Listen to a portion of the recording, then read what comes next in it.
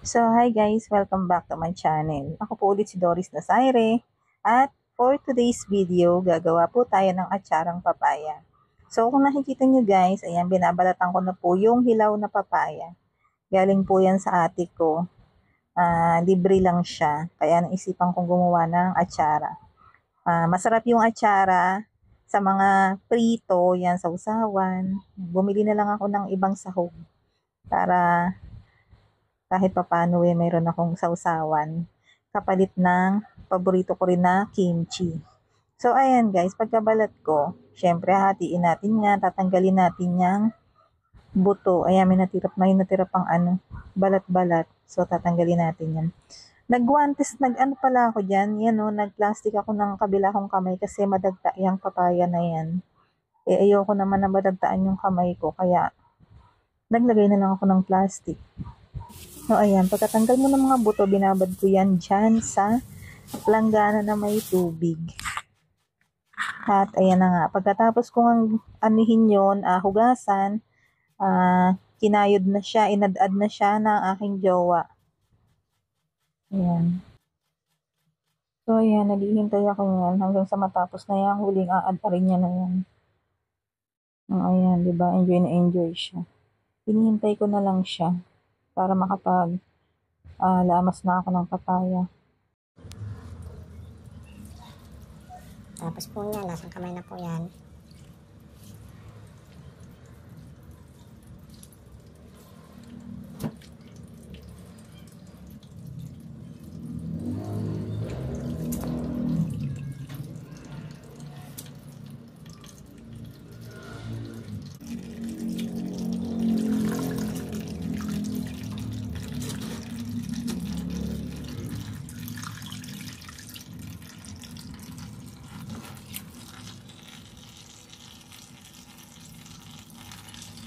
So, ito na ang panglimang anlaw.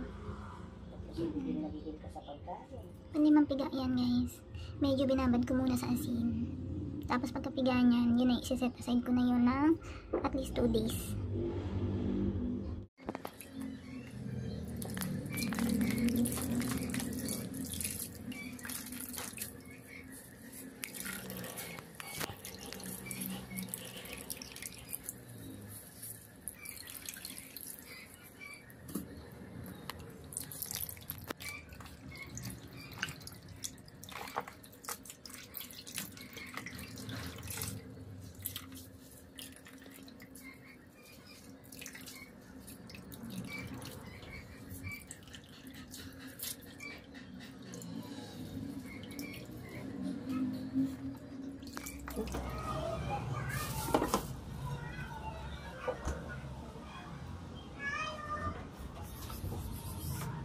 Dito sa kwarto.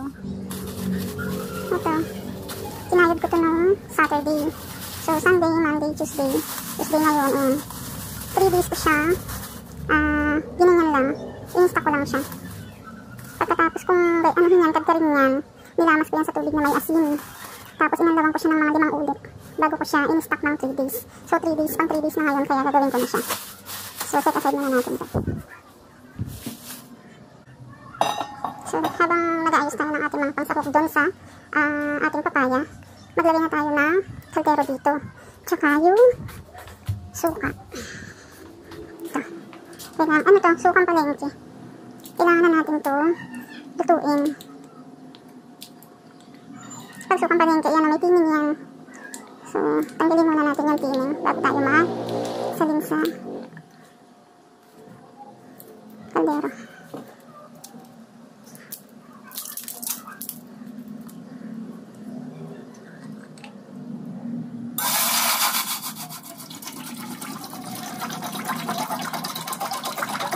Ito, 1.5 liters to. So, kung gusto mo na masabaw, pwede mo namang ilahat. Dahil parang feeling ko marami naman yun. Magtitira lang ako ng konti. Yan. Lagyan natin siya ng paminta.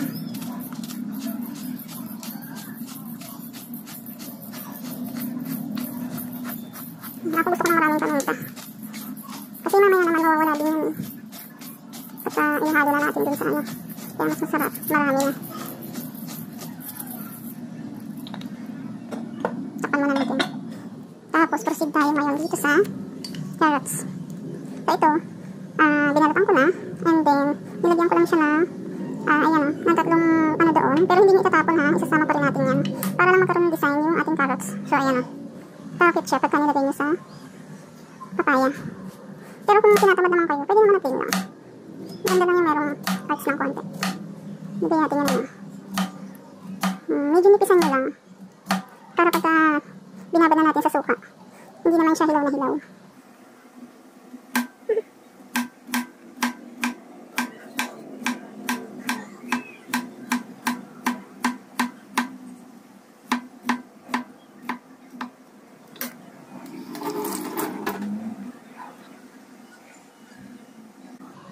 Tapos itong bell pepper, hatiin nyo lang. Slice nyo lang siya ng pahaba or any slice na gusto nyo. Ito, pula yung kinuha ko. Kasi, parang ano, dapat green at saka pula. Pero ang kinuha ng tindera, pula. Pareho. Niyaan ko na. Tapos, slice ko lang ng ganyan. Ito ay pampadagdag ng aroma. Tsaka, design na rin.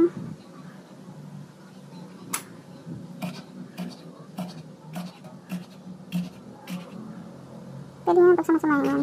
Kasi ihahalo naman natin ang sabay-sabayan dun sa papaya.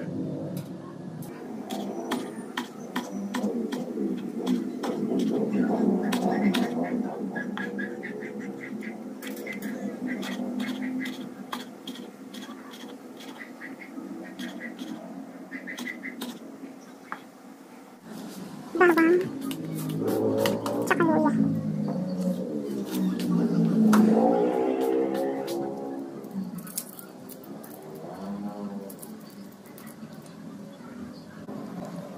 Hiwa-hiwain nyo lang lang. Manipis lang din.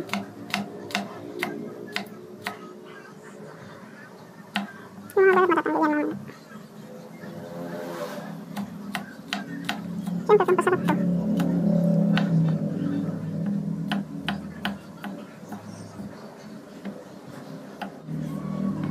Tapos itong luya naman, hiwain mo lang din na manipis, maliliit. Pampasarap din.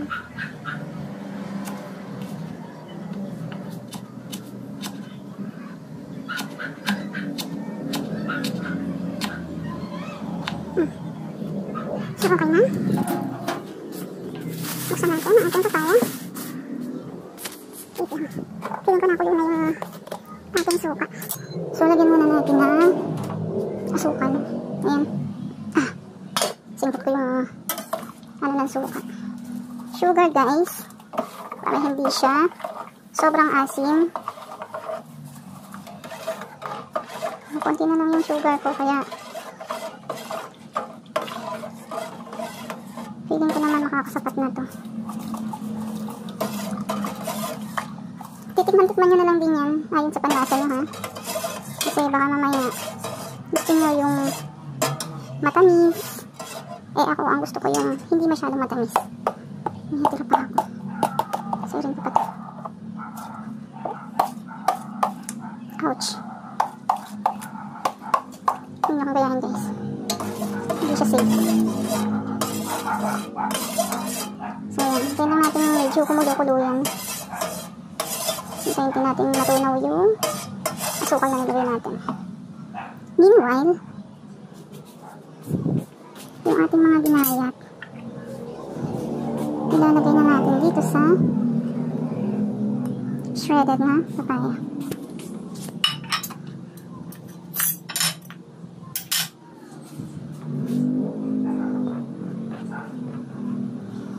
Para mahalo na natin. So yan, imekos-mekos na lang.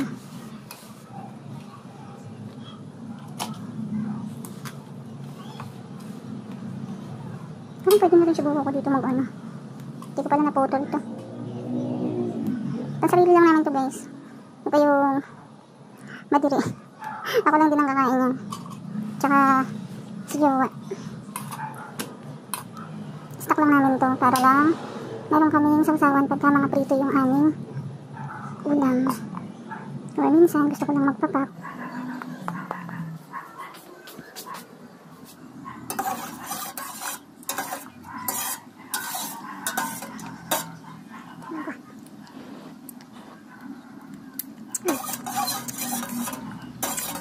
Manis naman siya sa panlasa ko. So, para sa akin, okay na yun.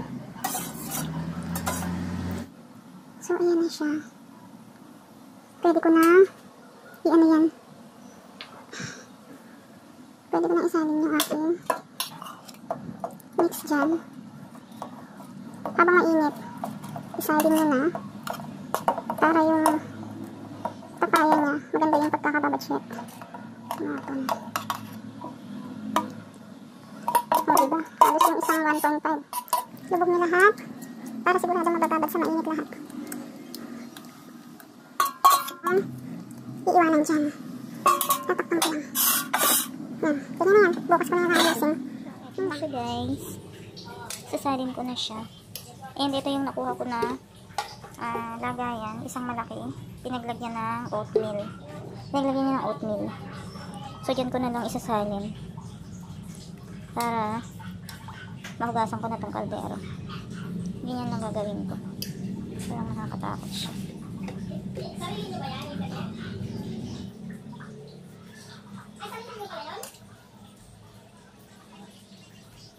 So ayan na guys. Ayan, naglagay ako ng dalawang plastic para sa nanay ko at saka kay Ma'am Rachel sa kawork ko na mahilig din sa sa atsara. Tapos ito naman yung aking stock. So, makabot na yan na halos ilang buwan sa akin. O, diba? Hindi na ako kailangan bumili. Galing lang sa bakuran ng ate ko yan. Thank you so much. Meron na akong sausawan ng mga prito. Thank you guys.